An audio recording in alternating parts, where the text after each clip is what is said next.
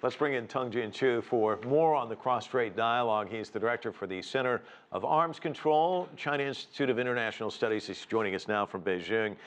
Historic, symbolic, there's so much at stake here. A lot of eyes on Singapore. I want to get your thoughts on all of this because it really is historic in nature, isn't it?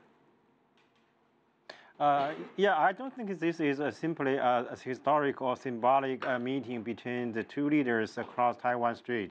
It is very important at this moment. For example, Taiwan now is approaching the regional leader election, and the transition of power will give some, influence on the future of the relations across Taiwan Strait.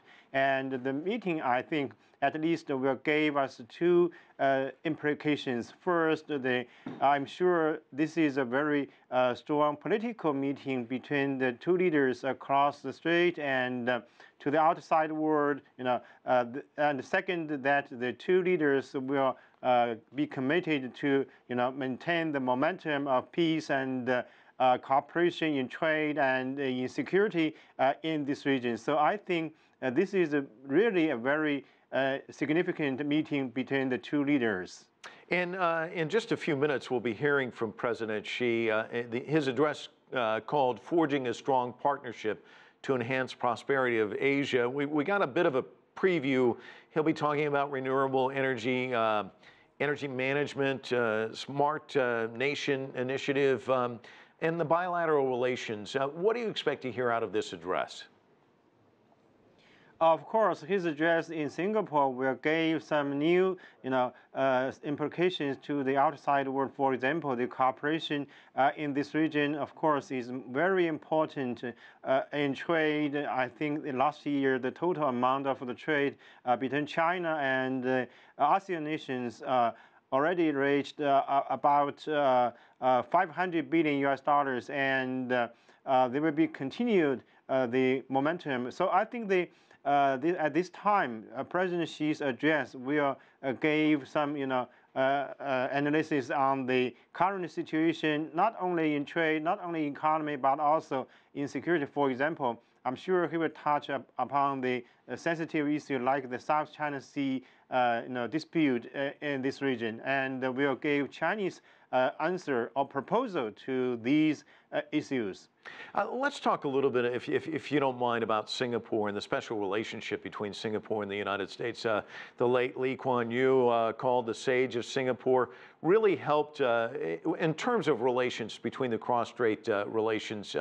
With this initial meeting back in 1993, can you talk to us a little bit about this special relationship between China and Singapore?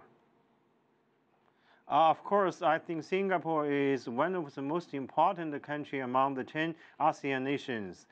For example, the proposal for the United States to rebalance in this region actually came from Lee Kuan Yew, as we all know. And of course, in the open up and reform since 1980s, Singapore has been playing a very important role for the policies adopted by the Chinese government, and even the Taiwan leaders, are very interested in any proposal from Lee Kuan Yew. So I think Singapore actually, to some extent, is a think tank in this region, and although it is a city, country, but its influence it has already gone beyond the limitation of ASEAN nations in this region. And I want to get one final thought from you, if I may, about President Xi and this year, because it has been remarkable watching him. I don't know how he keeps this pace going.